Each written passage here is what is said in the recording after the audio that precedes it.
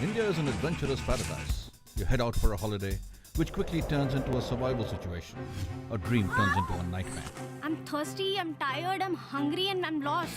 Shelter, water, and food become a priority. A fire to keep you warm. But how? I'm Chandan Lahiri from OTA Survival School.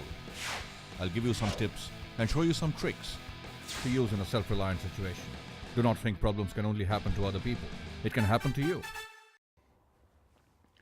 It is always a good idea to set up camp and hunker in for the night while the sun is still out in daylight hours. There's a lot of things you might need to do when you're setting up camp.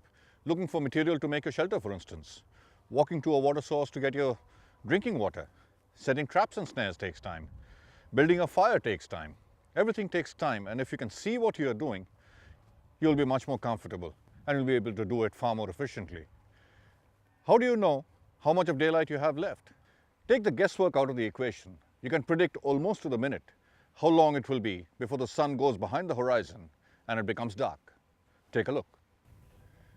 So the sun rises in the east, goes all across the sky, sets in the west, goes through the night, rises in the east again.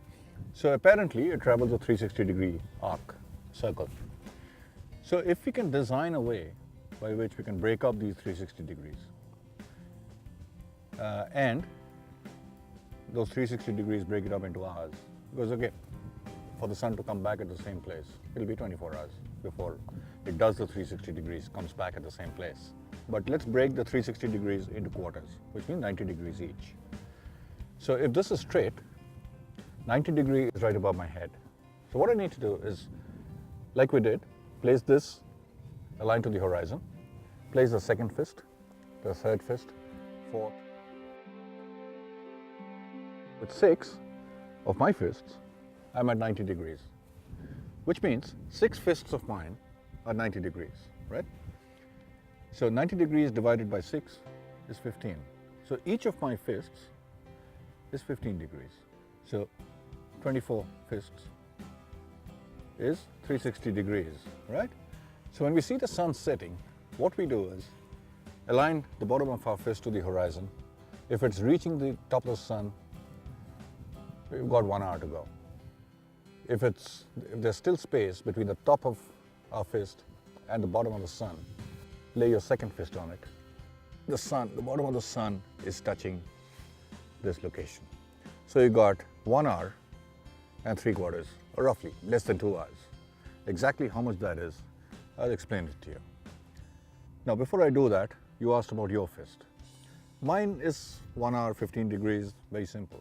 So what you need to do is again, lay your fist straight, put the second one on top of it, and the third, and the fourth, and the fifth, 6, 7, 8, that's it.